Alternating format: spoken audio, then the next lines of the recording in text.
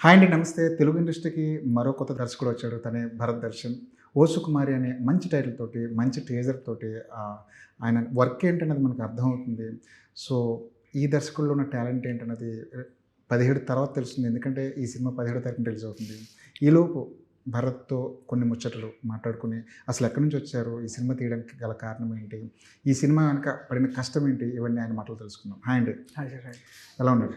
బాగున్నాను sir. First cinema అంటే ఖచ్చితంగా ఒక పెద్ద జర్నీ ఏదో జరుగుంటుంది. అంత ఈజీగా వచ్చేసే అవకాశాలు లేవు ఇక్కడ. అంత ఈజీగా వచ్చి రెడ్ కార్పెట్ ఎవరు వేయరు. సో ఫస్ట్ సినిమా చేయడానికి మీరు పడిన స్ట్రగుల్ ఏంటి?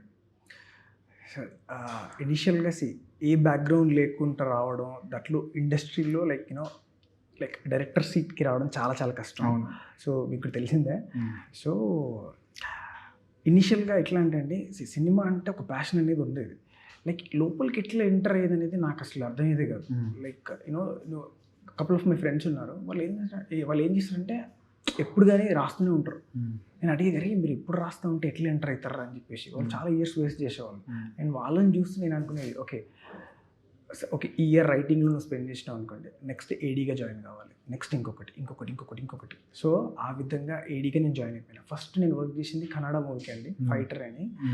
సో ఆ మూవీకి అది ఒక కమర్షియల్ ఎలిమెంట్స్తో ఉంటుంది అనమాట సినిమా. సో సడన్ థింగ్స్ నేను ఇండ్యూస్ చేసుకున్నాను అక్కడ. సో ఆ కమర్షియల్ ఎలిమెంట్స్ ఏంటిదనంటే లైక్ అది నాకు ఇక్కడ హెల్ప్ అయింది కొంచెం. ఇది మనం చూస్తూ ఉంటే రూరల్ బ్యాక్డ్రాప్నే ఉంటుంది, కానీ కమర్షియల్ ఎలిమెంట్స్ చాలా ఉంటాయి సినిమాలో.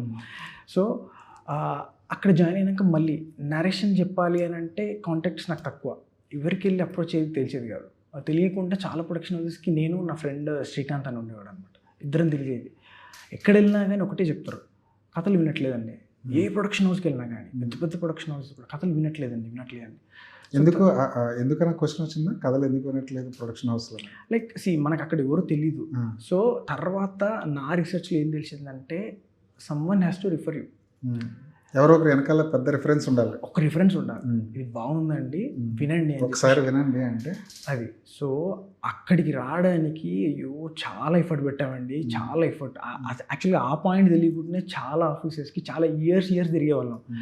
మధ్యలో చిన్న ఆపర్చునిటీస్ ఎట్లా అంటే, రైటింగ్ వచ్చినా ఏది వచ్చినా కానీ చేస్తూ సో ఒక్క మూమెంట్లో ఏమైందనంటే, నేను ఏడీగా వర్క్ చేస్తున్నప్పుడు నాకు మన డిఓపి రమేష్ సార్ పరిచయం అయింది అనమాట.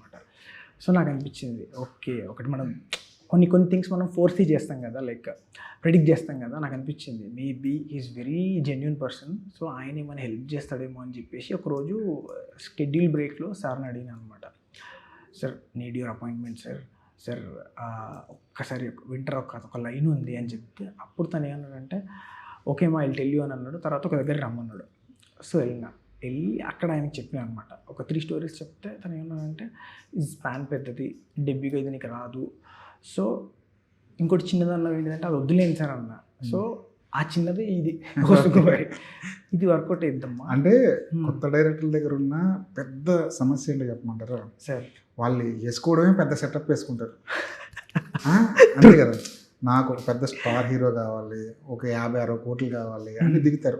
తప్పేం లేదు, ఎవరి ఆలోచనలు వాళ్ళకు. ఎందుకంటే మన కళ్ళ ముందు అలాంటి సినిమాలు చూసాం కాబట్టి ఖచ్చితంగా అంత పెద్ద సెటప్తో వస్తారు. బట్ ప్రాబ్లం ఏంటంటే, ఒక కొత్త దర్శకుడు నమ్మి ఒక 50-60 కోట్లు పెట్టడానికో, పెద్ద హీరో రావడానికో ఇప్పుడున్న పరిస్థితుల్లో అది సాధ్యంగానే పరిస్థితి. సో మీరు ఒక బెస్ట్ ఎగ్జాంపుల్ దానికి. అదే సార్. యాక్చువల్లీ మీరు చెప్పారు కదా టఫ్ అని. సో నా ఫ్రెండ్ ఉండేవాడు అనమాట. వాడు ఆల్వేస్ ఇప్పుడు కానీ హ్యూజ్ స్పాన్, భారీ బడ్జెట్గానే రాసేవాడు. సో వాడు నాకు అనిపించేది ఎట్లా అంటే, లైక్ వాడు రైటింగ్లో ఉన్న కన్విక్షన్ తోటి ఈవెన్ ధ్రువ్ విక్రమ్ దాకా కూడా వెళ్ళిండు అనమాట. సో నాకు అనిపించింది, అరే అక్కడ దాకా వెళ్ళిండు, మళ్ళీ వాడు విన్నాడు. అక్కడ ఏం మైనస్ ఏందనంటే, కొత్త డైరెక్టర్ కదా, సో ఇంత బడ్జెట్. సో ఇవన్నీ నేను చూస్తూ నేను కేటగరైజ్ చేసుకున్నాను అనమాట. లైక్ ఓకే బడ్జెట్ వైజ్ మినిమల్గా ఉండాలి, అట్లొకటి, మీడియం బడ్జెట్ ఒకటి, భారీ బడ్జెట్ ఒకటి, and at the same time మన దగ్గర హీరో డేట్స్ దొరకడం చాలా కష్టం. సో అదొకటి ఉంటుంది. సో దానికి తగ్గట్టు క్యారెక్టర్ డ్రివెన్ కొన్ని, ఏ హీరో అయినా పర్లేదు. సో అట్లొకటి అనుకున్నాం. ఇంకొకటి లైక్ ఫీమేల్ సెంట్రిక్ ఉంటే హీరోయిన్ డేట్స్ దొరికింది అనుకోండి, అది ఈజీగా ముందుకెళ్తుంది. లేదా అన్ని క్యారెక్టర్ స్ట్రాంగ్ ఉన్నాయి అనుకోండి, క్యారెక్టర్ ఆర్టిస్టులతో కూడా వెళ్ళొచ్చు. సో అట్లా అనుకొని ఇవి కేటగరైజ్ అన్ని రకాల దినుసులు రెడీ చేసుకున్నారు, అన్ని రకాలుగా రెడీ చేసుకుంటాం. అంటే ఇది వర్కౌట్ అయిందండి. ఇప్పుడు కూడా ఒక మ్యాజిక్ లానే కనబడుతుంది నాకు. ఒక 1.5 year before no contacts, nothing, ఏం లేదు అసలు. ఇంట్లో కూడా అడిగేవాళ్ళు ఎటు వెళ్తున్నావు ఏంటిది అని చెప్తా ఉంటే తిరిగిన ప్రొడక్షన్ హౌసెస్ కూడా అయిపోయినాయి. ఇంకా వేరే స్టేట్కి వెళ్ళడం తప్ప ఏం లేకుండా ఛాన్సెస్ కూడా. సో ప్రొడక్షన్ ఆఫీసులో మీకు ఏదైనా ఎక్స్పీరియన్స్ ఎలా ఉండేది? అంటే వెళ్ళినప్పుడు వాళ్ళు రిసీవ్ చేసుకునే విధానం కానీ ఉండేది, కథ వింటానని చెప్పేసి డుమ్మా కొట్టడం, టైం ఇచ్చి ఆ టైంకి మళ్ళీ క్యాన్సిల్ చేయడం, ఇలా చాలా ఇలా కూడా జరిగినాయండి. ఇనిషియల్గానేమో నేను లైక్ ఏ రిఫరెన్స్ లేకుండా వెళ్ళినప్పుడు అయితే అది జరిగే పని కాదు. లైక్ యూనో ఈవెన్ అక్కడ ఉన్న మేనేజర్స్ కానీ ఎవరైనా కానీ ఎవరు వినట్లేదమ్మా అది అని చెప్పేసి పంపించేస్తారు. సో తర్వాత మాకేమనిపించింది అని అంటే లైక్ కొన్ని కాంపిటీషన్స్ పెట్టారనమాట ఒక production house, I can't tell their name. ఎట్లా అంటే పిచ్ డెక్స్ పంపించండి, పిచ్ డెక్స్ పంపిస్తే షార్ట్ లిస్ట్ అయిపోతుంది, షార్ట్ లిస్ట్ అయిందంటే మీ సినిమా ఉంటుంది అని చెప్పి చెప్పారనమాట. సో వాళ్ళకి ఆల్మోస్ట్ 360 or 370 వచ్చినాయి అనమాట పిచ్ డెక్స్. దాంట్లో టాప్ 10లో నాది ఉంది. సో నాకు అనిపించింది అమ్మాయ అని చెప్పేసి. సో ఆ ప్రొడక్షన్ హౌస్కి వెళ్ళిన, పిలిచిర్రు. మళ్ళీ ఏం చేస్తారనంటే లైక్ వెయిట్ చేయాలి. లైక్ అదొక ప్రాసెస్. కథ వినడానికి అదొక 1 month పట్టింది. బట్ స్టిల్ ఏంటంటే నా హోప్ అనేది నేను ఎప్పుడూ వదిలిపెట్టలేదు, ఏదో ఒక రోజు వస్తుంది. ఏంటంటే ఇది కూడా ఒక ఎక్స్పీరియన్స్. సో అక్కడికి అదేమైంది, టాప్ 10లో ఉన్నప్పటికీ కూడా టాప్ 10లో ఉంది. సో అక్కడి నుంచి ఏమైందనంటే మళ్ళీ దాంట్లో 5 మాత్రమే చేస్తా ఉన్నారు. 5 అన్నప్పుడు కూడా నన్ను పిలిచారు. 5 పిలిచినప్పుడు నేను వెళ్ళినా ఓకే. తర్వాత గ్రాడ్యువల్లీ ఏమైందనంటే నో రెస్పాన్స్, రావట్లేదు. అక్కడ ఉండే లైక్ స్క్రిప్ట్ డాక్టర్స్ అంటారు కదా, వాళ్ళు కూడా ఏం రెస్పాండ్ అవ్వట్లేదు. నేను నా బౌండెడ్ స్క్రిప్ట్ పంపించేసిన. సో చూస్తూ ఉన్నాం. తర్వాత ఒక రోజు లైక్ ఆ మెయిన్ పర్సన్ ఎవరైతే నేను నరేషన్ ఇచ్చినా it's like very big DOP. So ఆ సార్ డైరెక్ట్ నాకు ఆఫీస్ బయటే కనపడ్డాడు. నేను ఐఎమ్ స్టెప్పింగ్ ఇన్, సార్ కనపడ్డాడు. నేను సార్నే అడిగిన అనమాట, సార్ ఇది ఏమైంది సార్ అది అని చెప్పేసి అడిగితే, ఓ మీరు అది కదా అని చెప్పేసి లైక్ గుర్తుపెట్టుకున్నాడు. సో మీకు కాల్ వచ్చింది అనుకోండి, మీది ఆన్సెట్కి వెళ్తున్నట్టు, లేకపోతే లేదండి అని చెప్పేసి. సో అప్పుడు నేనేం చేయలేను. లైక్ ఇంతకీ టాప్ 5లో ఎవరిదైనా సరే ఎక్కించారా లేదా? నాకు తెలిసి ఒక్కటి ఎక్కింది అనుకుంటా, అది కూడా లైక్ లో బడ్జెటెడ్ వన్. సరే, ఇప్పుడు స్క్రిప్ట్ డాక్టర్స్ గురించి మాట్లాడుకున్నాం. మనం చాలా అంటే 2-3 ఏళ్ళు కష్టపడి ఒక కథ రాసుకుని ఒకరి దగ్గరికి వెళ్ళినప్పుడు స్క్రిప్ట్ డాక్టర్స్ పేరు మీద అక్కడ ఏం జరుగుతుంది యాక్చువల్లీ? నాకైతే దీని విషయంలో, సుకుమారి విషయంలో నాకు ఇబ్బంది ఏం జరగలేదు. బట్ బయట నేను వాళ్ళు ఏం చేస్తారంటే డైరెక్టర్ ఎప్పుడు కానీ ఈ స్క్రిప్ట్ డాక్టర్స్ వీళ్ళు ఏం చేస్తారనంటే జనరల్గా నేను యాక్చువల్లీ మా ఫ్రెండ్స్ తోటి నేను రెగ్యులర్గా రైటింగ్ అది ఇది మాట్లాడుతుంటాను కాబట్టి వాళ్ళు ఎక్స్పీరియన్స్ చేసేది నేను ఐ వాంట్ టు సే. వాళ్ళు ఏం చేసేదనంటే డైరెక్టర్ షూలోకి వచ్చి రాయాలి వాళ్ళు రారు అట్లా. వాళ్ళు దేర్ ఓన్ విజన్లో ఉంటారు అనమాట. ఫర్ ఎగ్జాంపుల్ నాకు అవుట్ అండ్ అవుట్ కామెడీ కావాలని చెప్పేసి నేను ఇది రాసుకున్నాను. సో అక్కడికి వెళ్ళినాక ఏమైందనంటే దాంట్లో ఆ ఎలిమెంట్ యాడ్ చేసి ఇంకొకటి యాడ్ చేసి ఉన్న కథని పొల్యూట్ చేయడం తప్ప అదేం ఉండదు, ఉపయోగం లేదు, ఏం ఉండదు. యాక్చువల్గా డైరెక్టర్ అనే పర్సన్ ఎవడైతే వాడు స్టార్ట్ అయింది తనతోటే కాబట్టి, ఆ రైటర్ తోటే కాబట్టి, so he's the right person for that particular script. ఆయన్ని కన్విన్స్ చేసుకోవాలి. తన షూకి వీళ్ళు వస్తే బెటర్, లేదా మనోడిని వాళ్ళ షూకి తీసుకెళ్ళిపోతే అది నాకు తెలిసి పెద్ద డ్యామేజ్ సినిమాకే జరుగుతుంది. ఇక్కడ ఎవరితో పనిచేస్తారు మీరు? కన్నడలో ఒక సినిమా చేశారు. అవునండి, ఏడీగా వర్క్ చేసిన. ఇక్కడ తెలుగులో ఎక్కడ చేశారు? ఇక్కడ కూడా నేను చేసిన. ఇక్కడ మన మాయావన్ సినిమా అని చెప్పేసి సందీప్ కిషన్ సార్ది సినిమా, దానికి ఏడీగా వర్క్ చేసిన. అది ఇంకా షూట్ అవ్వలేదు. సో అది దాంట్లో కూడా ఏడీగా వర్క్ చేసిన. Like at the same time నేను director his name CV Kumar, తమిళ్లో చాలా పెద్ద ప్రొడ్యూసర్. విజయ్ సేతుపతిని కానీ చాలా మందిని ఇంట్రొడ్యూస్డ్. సో ఆ సార్ డైరెక్టర్ ద ఫిల్మ్. అంటే ఫస్ట్ పార్ట్ ప్రాజెక్ట్ జీ అని ఉంటుంది అనమాట తమిళ్లో. సో ఇది సీక్వెల్లో నేను I was into writing and assisting in అది. సో తమిళ్ నుండి Telugu translation and everything we made ప్రాపర్గా తెలుగు ఫార్మాట్కి తీసుకొచ్చాం అనమాట. ఇక్కడ తెలంగాణ నుంచి ఒక కుర్రోడు వచ్చాడంటే ఖచ్చితంగా ఇప్పుడు చూసే దృష్టికోణం మారుతుంది కదా. తెలంగాణ నుంచి ఒక కుర్రోడు వచ్చాడంటే తెలంగాణ రైటర్స్ కానీ తెలంగాణ డైరెక్టర్స్ కానీ ఎక్కువ ఆపర్చునిటీస్ ఇవ్వడానికి ట్రై చేస్తున్నారు. మీకు అలా అలా అలా ఎందుకు రాలేదు రాగానే? నాకు అట్లేం లేదండి. జనరల్గా ఒక కథ it will pick its own technicians అంటది కదా. నా విషయంలో అదే జరిగింది. నేను తెలంగాణ నుంచి వచ్చినా కాబట్టి తెలంగాణ వాళ్ళే రావాలని చెప్పేసి అట్లా ఏం లేదు. ఇది ఓవరాల్గా తెలుగు ఫిల్మ్. సో అన్ని స్టేట్స్లో, మన బోత్ స్టేట్స్లో హ్యాపీగా ఎంజాయ్ చేస్తూ బయట. నేను అడిగింది అది కాదు. ఈ మధ్యకాలంలో తెలంగాణ నుంచి రైటర్స్ డైరెక్టర్స్ వస్తుంటే ఎక్కువ అవకాశాలు వాళ్ళకి ఇస్తున్నారు కదా ప్రొడ్యూసర్లు. ఎందుకంటే మంచి టాలెంట్తో వస్తున్నారు. తెలంగాణ నేపథ్యంలో సాగే సినిమాలకి ఎక్కువ పెద్దపీట వేస్తున్నారు, చూస్తున్నారు జనాలు, డబ్బులు వస్తున్నాయి. సో వాళ్ళకి ఎక్కువ ఆపర్చునిటీస్ వస్తున్నాయి కదా, మీకెందుకు లేట్ అయింది అని అడుగుతున్నాను. నాకు లేట్ ఇన్ ద సెన్స్, నేను వేరే జోనర్లో మీరు అన్నట్టు ఎక్కువ బడ్జెట్లు, మా డ్రీమ్స్ వేరే ఉంటాయి అది. సో నాకు ఇంత టైం పట్టింది. సో ఇప్పుడు తిరువేరుని ఒప్పించడం కూడా అంత ఈజీ ఏం కాదు. ఎందుకంటే నాకు తిరువేరు గురించి బాగా తెలుసు కాబట్టి, తిరువేరు దగ్గరకి 50 కథలు వెళ్తే మళ్ళీ దాన్ని ఆయన ఫైన్ ట్యూన్ చేసి 1-2 తీసుకునే రకం తిరువేరుని ఒప్పించడం ఎంత కష్టమైంది? ఇనిషియల్గా వెళ్ళినప్పుడు ఓకే అన్నాడు. సో ఇంట్రెస్టింగ్ ఉంది అది ఇది అని చెప్పేసి, తర్వాత తన పర్టికులర్ క్యారెక్టర్ ఉంటుంది కదా, సో అదేం చేస్తుంది, దాని డ్రైవింగ్ ఏంటిది, ఇవన్నీ నేను కన్విన్స్ చేసుకున్నాను. తర్వాత ఒక 1 month అవగానే నేను బౌండెడ్ స్క్రిప్ట్ అన్నకి ఇచ్చేసిన. సో తను చదివేసి వీఆర్ డూయింగ్ దిస్ అని చెప్పేసాడు. అది చిన్న కపుల్ ఆఫ్ కరెక్షన్స్ చెప్పిండు అనమాట. అది అలాగే క్యాజువల్ అదంతా అయిపోయింది. And at the same time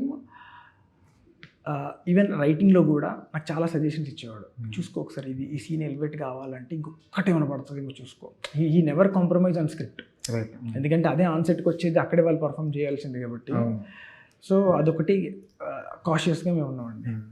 first option మీకు తిరువేరు ఐశ్వర్యనా, ఇంకేదైనా అనుకుని వీళ్ళ వరకు వచ్చారు? యాక్చువల్గా ఫస్ట్ ఆప్షన్ అయితే హీరోకి మాత్రం వి ఫెల్ట్ పక్క తిరువేరు. సో కొన్ని హీరోయిన్ విషయంలో మాత్రం మల్టిపుల్ ఆప్షన్స్ ఉండే. సో వాళ్ళ డేట్స్ని బట్టి దాన్ని బట్టి మన ప్రొడ్యూసర్ మహేశ్వర్ రెడ్డి సార్ గారు అందరం కలిసి సెలెక్ట్ చేసుకుంది ఐశ్వర్య. సంక్రాంతికి వస్తున్నానికి ముందేనా? తర్వాత అప్పటికే ఆమె పెద్ద హిట్ కొట్టింది. చాలా రెమ్యునరేషన్ విషయంలో చాలా ఉంటాయి, తన క్యారెక్టర్ విషయంలో పర్టికులర్గా ఉంటుంది. పైగా ఒక స్టార్ హీరోతో చేసిన తర్వాత మళ్ళీ తిరువేరు లాంటి అప్కమింగ్ హీరోతో చేయాలంటే కొన్ని రెస్ట్రిక్షన్స్ ఉంటాయి వాళ్ళకి. వాటన్నిటిని దాటుకుని ఎలా వచ్చారు? ఇనిషియల్గా సేమ్ ఇప్పుడు మన హీరో గారి విషయం ఎలా జరిగిందో, తనకు నేరేషన్ ఇచ్చినాక తను కూడా ఫుల్ స్క్రిప్ట్ అడిగింది. తనకు కూడా మ్యామ్ కూడా లైక్ కపుల్ ఆఫ్ రైటర్స్ ఉంటారు అనమాట, టీమ్ ఉంటుంది. సో వాళ్ళ రైటర్స్ తోటి వాళ్ళందరూ చదివినాక అక్కడి నుంచి వాళ్ళకి అప్రూవల్ వచ్చినాక నాతో డిస్కషన్స్ అయినాక ఆ కపుల్ ఆఫ్ కరెక్షన్స్ చెప్పారు అనమాట. సో ఇదంతా జరిగింది ఈ ప్రాసెస్. సో ఇటు సైడ్ నుంచి హీరో గారి సైడ్ నుంచి ఇటు హీరోయిన్ గారి సైడ్ నుండి. సో లైక్ ఎట్లా అంటే నాకు అర్థమైపోయింది, ఎప్పుడైతే కరెక్షన్స్ నాకు హీరో గారు చెప్పారో డెఫినెట్గా అక్కడి నుంచి కూడా వస్తాయని చెప్పేసి దాన్ని మేము ముందే వి ప్రెడిక్టెడ్, ఈ క్వశ్చన్స్ రావచ్చు, వీటికి ఆన్సర్ ఇది అయిపోయిందండి. ఫస్ట్ సినిమా డైరెక్టర్ అంటే మీకంటూ కొన్ని రిస్ట్రిక్షన్స్ ఉంటాయి సెట్లో కూడా. అంటే హీరో తరపు నుంచి కానివ్వండి, హీరోయిన్ తరపు నుంచి కానివ్వండి, టెక్నీషియన్స్ తరపున కానివ్వండి, ముఖ్యంగా ప్రొడ్యూసర్ తరపు నుంచి. సో ఒక పెద్ద బ్యాటిలే యాక్చువల్లీ కదా, పెద్ద బ్యాటిలే. బట్ నాకు మాత్రం ఫ్రీ హ్యాండ్ ఇచ్చేసాడు. నాకు Day 1 Day 2 అనుకుంటా నాకు ప్రొడ్యూసర్ సార్ వచ్చి చెప్పేసాడు, నువ్వు ఏం చేస్తావో చెయ్యి, 100% చెయ్యి, అంతే, కాంప్రమైజ్ కావాల్సిన పని లేదు. సో ప్రొడ్యూసర్ నుంచే ఈ వర్డ్స్ వచ్చినాక ఇంకా నన్ను ఎవరు ఆపుతారు, నో ప్రాబ్లం, ఈజీ అయిపోయింది నాకు. యాక్టర్స్ కూడా ఫుల్ వాళ్ళు దే ఆర్ వెరీ కోఆపరేటివ్ అండి. సో నాకు నా జాబ్ కుమారి అనే టైటిల్ పెట్టారు. ఎవరిది అప్పర్ హ్యాండ్, అమ్మాయిదా అబ్బాయిదా సినిమాలో? యాక్చువల్గా అప్పర్ హ్యాండ్ అని ఇప్పుడు మీరు చూస్తే ఓ సుకుమారి అని ఉంటుంది, అది తిరుస్ పాయింట్ ఆఫ్ వ్యూలో. రైట్. జనరల్గా ఇప్పుడు సుకుమారి ఉంది కాబట్టి అమ్మాయిని సుకుమారి అనుకుంటున్నాడు అని చెప్పేసి, సో ఇద్దరికి ఈక్వల్గా ఉంటుంది క్యారెక్టరైజేషన్. సో అట్లా బ్లెండ్ అయిపోయింది కథ. మగధీర రిఫరెన్స్లు మీ టీజర్లో కనిపిస్తున్నాయి. ఏంటి మగధీరకి ఈ సినిమాకి ఉన్న లింక్ ఏంటి? అది జస్ట్ ఎట్లానంటే ఒక ఫన్నీ మూమెంట్ కోసం అక్కడ ఆ మూమెంట్లో ఎట్లానంటే ఎప్పుడు కానీ బాబాయ్ అంజుమామ క్యారెక్టర్ హీరోని మిస్లీడ్ చేస్తూ ఉంటాడు. సో అది ఆల్మోస్ట్ టైయింగ్ నాట్, వీళ్ళు విలేజర్స్ ఒక మిషన్ ఉంటుంది. సో ఆ మిషన్లో ఎండ్ పాయింట్ దగ్గరకు వచ్చినప్పుడు వాళ్ళు టెన్షన్ పడుతున్నప్పుడు మనోడే బాబాయ్ చెప్పేస్తారు అనమాట. మగధీరలో కూడా అంతే, రామ్ చరణ్ కాజల్ అని చెప్పేసి. సో అది మాకు ఏమనిపించింది అంటే సెల్లింగ్ పాయింట్ అనిపించింది. అందుకే టీజర్లో టీజర్లో తీసుకొచ్చి తీసుకొచ్చాం. హీరోయిన్ క్యారెక్టర్లు స్ట్రాంగ్గా రాయడం అన్నది ఈ మధ్య చాలా తగ్గిపోయింది. Sure. ఎంత చిన్న సినిమా అయినా, ఎంత పెద్ద సినిమా అయినా, ఎంత అప్కమింగ్ డైరెక్టర్ అయినా సరే వాళ్ళ ఫోకస్ అంతా టోటల్గా హీరోల మీద, వేరే విషయాల మీద ఉంటున్నాయి తప్ప హీరోయిన్ క్యారెక్టరైజేషన్ స్ట్రాంగ్గా రాయాలి అన్నది తగ్గిపోతుంది. కానీ మీ టీజర్ చూస్తుంటే ఖచ్చితంగా హీరోయిన్ క్యారెక్టర్కే కాదు, లేడీ క్యారెక్టర్లు ఇందులో ఎన్ని ఉన్నాయో వాటన్నిటి మీద స్ట్రాంగ్గా రాసుంటారు అనిపిస్తుంది. పైగా నాకు టీజర్లో ఆడపిల్లల గురించి ఒక స్లోగన్ కూడా ఇంటికి వెలుగు, ఇంటికి వెలుగన్న స్లోగన్ కూడా కనిపిస్తుంది. సో అమ్మాయిల క్యారెక్టర్లు ముఖ్యంగా హీరోయిన్ క్యారెక్టర్ రాసేటప్పుడు మీరు తీసుకున్న జాగ్రత్త ఏంటి? స్పెసిఫిక్గా అంటూ ఏం లేదండి. జనరల్గా ఇది క్యారెక్టర్ డ్రివెన్ ఫిల్మ్ కాబట్టి, సో ఆల్రెడీ వీళ్ళ సెటప్, వీళ్ళది స్ట్రాంగ్ సెటప్. సో మనం జస్ట్ లైక్ దట్ రాసుకుంటూ వెళ్ళిపోతే సరిపోద్ది అంతే. వీళ్ళకి లిమిటేషన్స్ ఉంటాయి కదా, బౌండరీస్ దాటకుండా రాస్తూ ఉంటే ఆ క్యారెక్టర్కి పర్ఫెక్ట్గా కూర్చుంటుంది. సో ఐశ్వర్య మ్యామ్ విషయంలో అది జరిగింది. ఈవెన్ మీరు ఝాన్సీ మ్యామ్ కానీ, ఆమని మ్యామ్ కానీ ఎవరిది చూసినా కానీ వాళ్ళ పే ఆఫ్స్ కానీ, సీడింగ్ కానీ, పే ఆఫ్స్ కానీ అదిరిపోద్దండి. సో లైక్ ఒక పార్ట్ ఆఫ్ ద స్టోరీలో ఏం కావాలి, ఆల్మోస్ట్ మీరు చూస్తే ప్రతి character plays an important role in this. అది సో వాళ్ళకి ఆ ఇంపార్టెన్స్ వచ్చింది.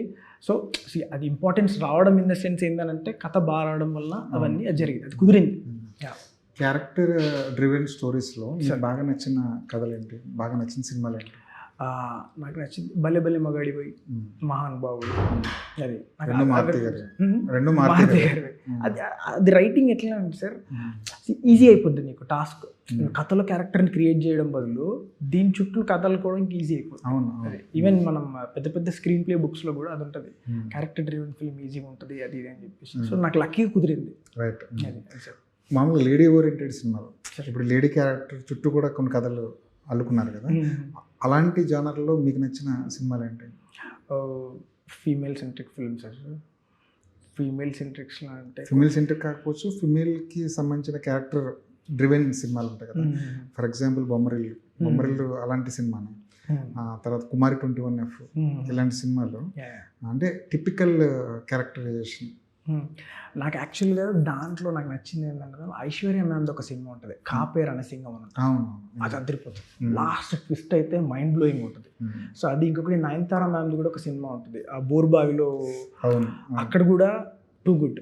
యాజ్ అన్ ఐఏఎస్ ఆఫీసర్గా తను, అది purely story driven cinema, incident driven cinema అది సార్. సో ఇవి రెండు ఐ లైక్ మోస్ట్. డైరెక్టర్లో మీకు బాగా ఇన్స్పైర్ చేసింది ఎవరు? నాకు Shankar sir and Karunakaran sir, తొలి ప్రేమ డైరెక్టర్. ఇద్దరిది రెండు సపరేట్ జోనర్లు, బట్ అంటే అదొకటి ఉంటుంది కదండి మ్యాజిక్ అనేది. లైక్ చెన్నైలో వర్క్ చేస్తున్నప్పుడు వీకెండ్ వచ్చిందంటే శంకర్ సార్ ఆఫీస్కి వెళ్ళేది. లైక్ ఎట్లా అంటే ఏం జరుగుతుంది లోపల, నేను ఐటీలో ఉండేది, but at the same time cinema అంటే అదొకటి ఉంటుంది కదా, ఎట్లా అని చెప్పేసి. అక్కడ ఉన్న చుట్టుపక్కల ఉన్న cinema like Shankar sir office వెనకాలే బాలా సార్ ఆఫీస్ ఉంటుంది, నార్త్ ఉస్మాన్ స్ట్రీట్లో ఏఎల్ విజయ్ సార్ ఆఫీస్ ఉంటుంది. సో అన్ని వెళ్ళి టచ్ చేసేది, ఏం జరుగుతుంది, ఏంటిది, అప్గ్రేడ్ కావాల్సి వస్తూ ఉంటుంది. ఒకటి ఏంటంటే మన దాంట్లో డైరెక్టర్స్కి పెద్ద టాస్క్ ఏంటంటే దే నీడ్ టు అప్గ్రేడేషన్ లేకపోతే ఇప్పుడు అప్పుడెప్పుడు రాస్తున్న కథని ఇప్పుడు ఐ మూవీ సినిమా మూమెంట్లో నేను సార్ వాళ్ళ ఆఫీస్ చుట్టూ తిరిగి ఆ కథ ఇప్పుడు వర్కౌట్ కాదు నాకు తెలుసు. So we need to upgrade. దాన్ని ఏం చేయొచ్చు, లైక్ విజువల్గా మనం మ్యాజిక్ చేస్తామా లేదా సౌండ్ తోట ఏంటిది అనేది ఉంటుంది కదా. సో అది సార్. మీరు బాగా ఇష్టపడిన ఇద్దరు దర్శకులు కూడా డౌన్ఫాల్లో ఉన్నారు కూడా ప్రస్తుతానికి.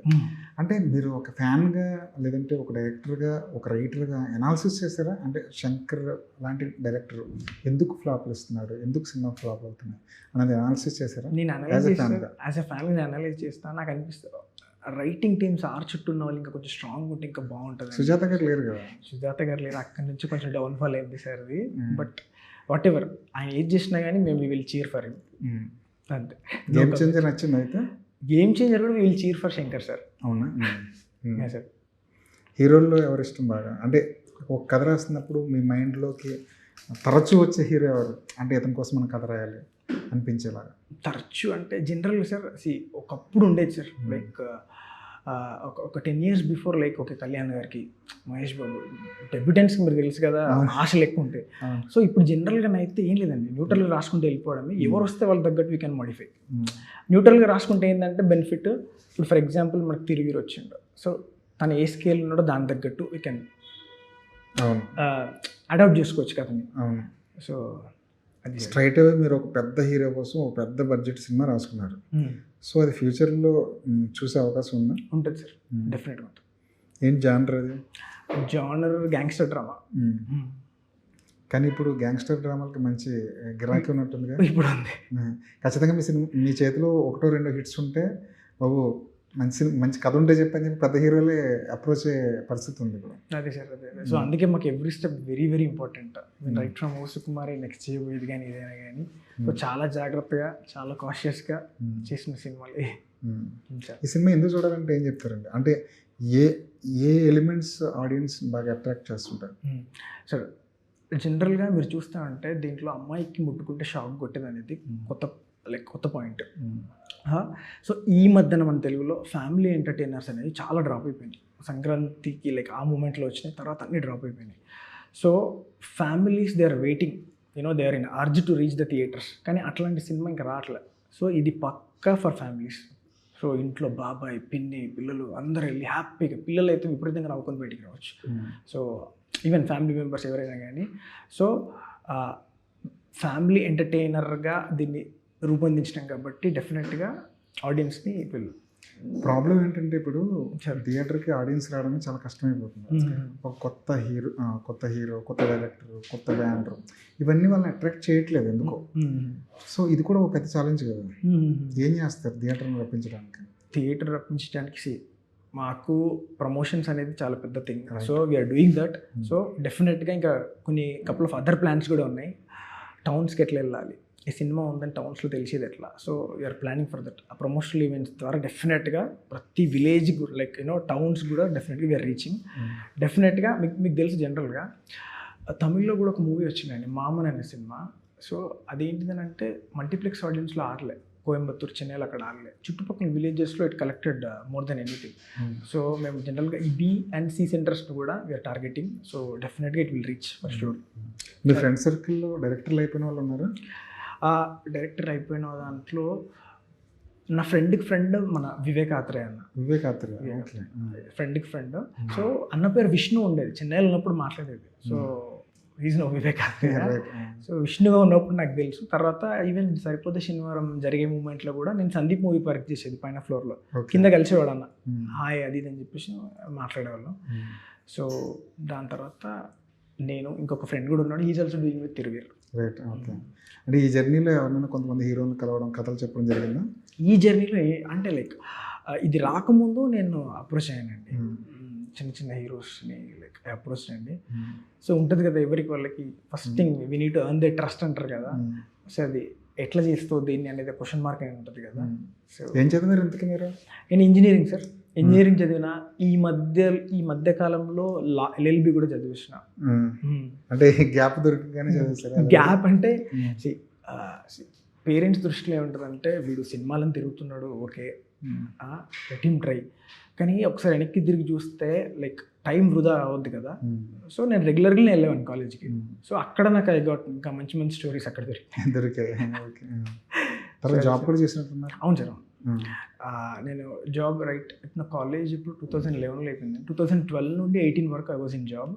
ఇది లాజ్ అది మన కోవిడ్ టైంలో 20 నుండి 2023 బ్యాచ్.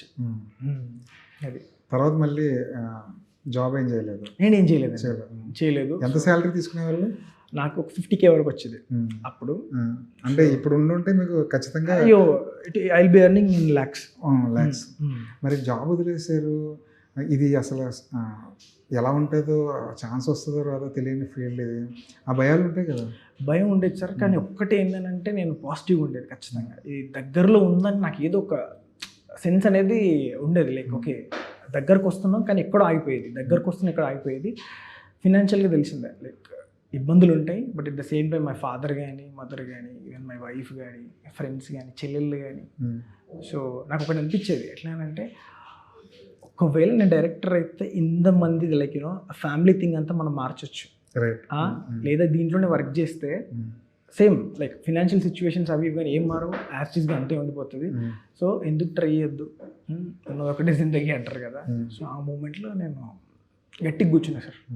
అది మొత్తానికి మీ డ్రీమ్ ఏదైతే ఉందో అది ఫుల్ఫిల్ అయింది. ఒక ఛాన్స్ రాగానే ఫస్ట్ డే వెళ్ళి యాక్షన్ కట్ చెప్పగానే తర్వాత మీ ఇంటికి వెళ్ళిన తర్వాత మీ రియాక్షన్ ఏంటి? అయ్యో సార్, అది నేను ఎక్స్ప్లెయిన్ చేయలేను. కానీ ఇంకొకటి ఏంటంటే, నేను అన్నపూర్ణ స్టూడియోస్లో నేను మైక్ పట్టుకొని యాక్షన్ చెప్తాను నేను లైఫ్లో కూడా అనుకోలేదు. అది ఒక లెజెండరీ స్టూడియో, అక్కడ షూట్ ఎవ్రీథింగ్ ఎట్లా అంటే లైక్ ఎవ్రీథింగ్ నాకు ఒక బ్లెస్సింగ్ లాగానే అనిపించింది సార్. నేను భక్తి ఎక్కువ నాకు, సో ఆంజనేయ స్వామి ఎక్కువ మొక్కేది. So everything I felt like blessing అంతే సార్. ఇంట్లో కూడా హ్యాపీనా? ఇంట్లో వాళ్ళు చాలా హ్యాపీ. ఇప్పుడు చెప్తున్నారు మా డైరెక్టర్, నేను ఒక ఫంక్షన్కి వెళ్ళాను అనమాట, అక్కడ నాతో సెల్ఫీలు దిగుతూ ఉన్నారు. ఏ ఓ సుకుమారి డైరెక్టర్ అంట, ఓ సుకుమారి డైరెక్టర్ అంట, అది ఇది అని చెప్పేసి నేను మా డాడీకి చెప్పిన. ఎట్లా అంటే సొసైటల్ ప్రెషర్ ఉంటుంది కదండి. ఎప్పుడు కానీ మా డాడీని ఏమడుతారంటే ఏం చేస్తున్నాడు మీ వాడు అని అడుగుతారు వాళ్ళ ఫ్రెండ్స్. ఇప్పుడు చెప్తున్నాడు ప్రౌడ్గా, మా వాడు సినిమా డైరెక్టర్, మా వాడు డైరెక్టర్, చూడండి సినిమా అద్దరిపోతుంది ఏమనుకుంటారు అది ఇది అని చెప్పేసి ఈజ్ బ్యాకింగ్ మీ. అంతకుముందు వరకు ఏం చెప్పేదని అంటే సాఫ్ట్వేర్ ఇంజనీర్ డైరెక్షన్ చేస్తున్నప్పటికీ సాఫ్ట్వేర్ ఇంజనీర్. ఎందుకంటే వాళ్ళకి సొసైటల్ ప్రెషర్స్ ఉంటుంది. ఏం చేస్తున్నాడు అంటే సాఫ్ట్వేర్ ఇంజనీర్ అంతే. మళ్ళీ క్వశ్చన్ అడగారు, అవునా ఓకే ఓకే అంతే. అది సినిమా అంటే కొంచెం ఉంటుంది కదా. సరే, మొత్తానికి బాగా చదువుకుని ఓ మంచి ఉద్యోగం చేస్తూ సినిమా మీద ప్యాషన్తో వచ్చి ఎంతో స్ట్రగుల్ పడి ఒక సినిమా చేశారు.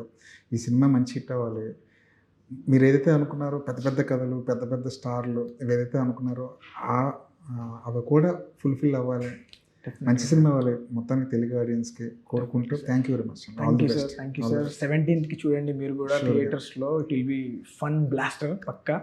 సో నా సైడ్ నుంచి 100% అష్యూరెన్స్ ఇస్తున్నా. Thank you. Thank you.